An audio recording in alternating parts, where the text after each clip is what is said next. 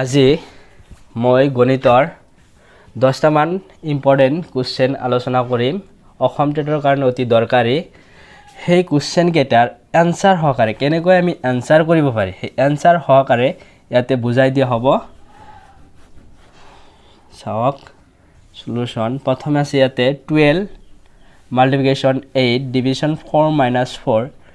equal what ইয়াতে answer আছে 12 20 34 48 কোনটো হ'ব এতিয়া না জানো কোনখিনিৰ কাম আগতে কৰিব লাগে কোনখিনিৰ কাম পিছত কৰিব লাগে সেইখিনি ইয়াত বুজাই দিয়া হ'ব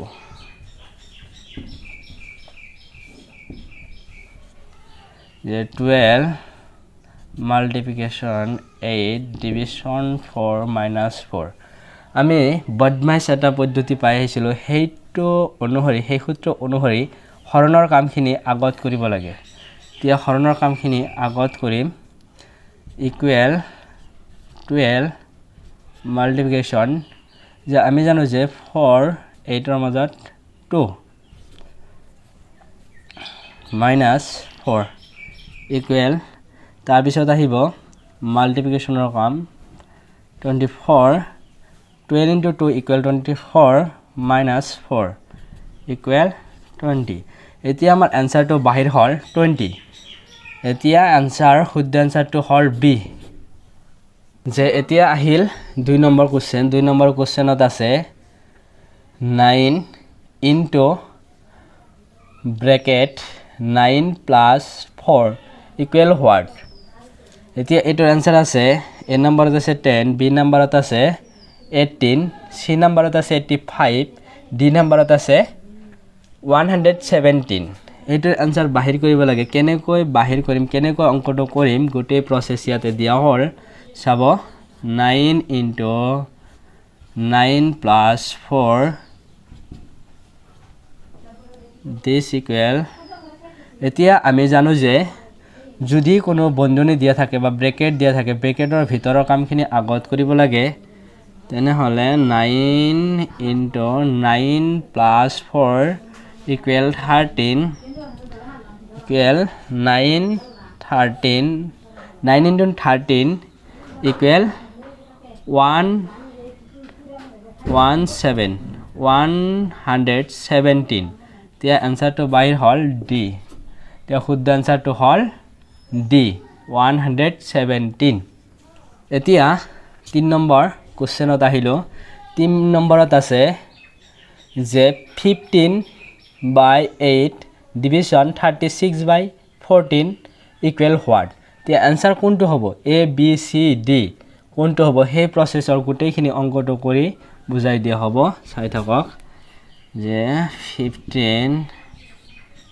division 36 by 14 this equal আমি জানো যে ডিভিশন থাকিলে আমি মাল্টিপ্লিকেশন কৰিব পাৰো উলটাই দি দেন হলে 15 by 18 multiplication 14 by 36 তে কেনেকৈ কটা চিটা কৰিব পাৰো চাওক ইয়াতে 3d 5 3d 12 ইয়াতে হল 2d 7 ইয়াতে 2d 4 তেনে হলে 5 into 7 4 into 12 this equal this equal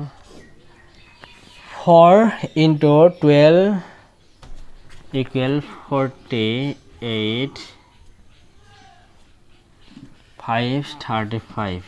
the answer হল প্ৰথম 8 তে এ নম্বৰ আনসাৰটো শুদ্ধ 35 by 48 এই আনসাৰটো শুদ্ধ পৰীক্ষাৰ মাজত গোটেইখিনি লিখিব নালাগে ঘৰত বুজিলে হ'ব তিয়া 3 নম্বৰটো নিচিনা একে সাম পদ্ধতিত হ'ব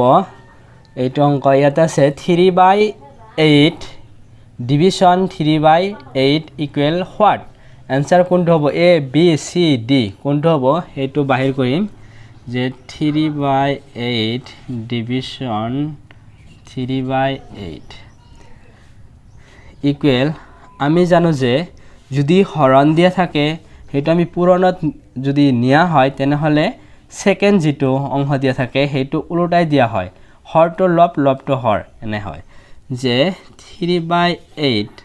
নহলে কি কৰিব লাগে যে 8 টো ওপৰত দিলে হ'ব আৰু 3 টো তলত আনিলে হৈ যাব 8/3 অলপ ফুল হল ইয়াতে ইনটু হ'ব এতিয়া কটা চিটা কৰিলে ইয়াতে এইটো লগত এইটো এতিয়া আনসাৰটো হ'ব ভি নাম্বাৰটো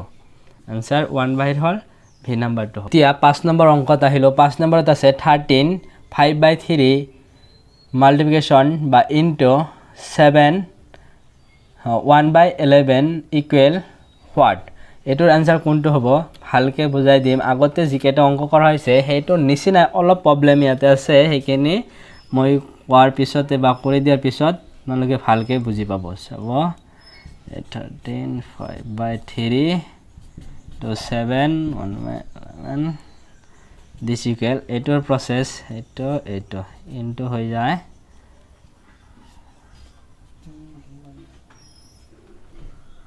প্লাস হৈ যায় যে to plus process to 3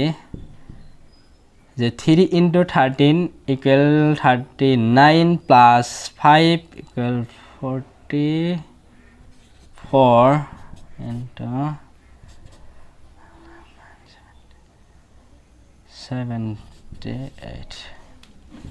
this equal যে এতিয়া কটা সেটা কৰিলে 11 4 তে 3 d to 118 6 এতিয়া যে 4 into 26 de 24 4 8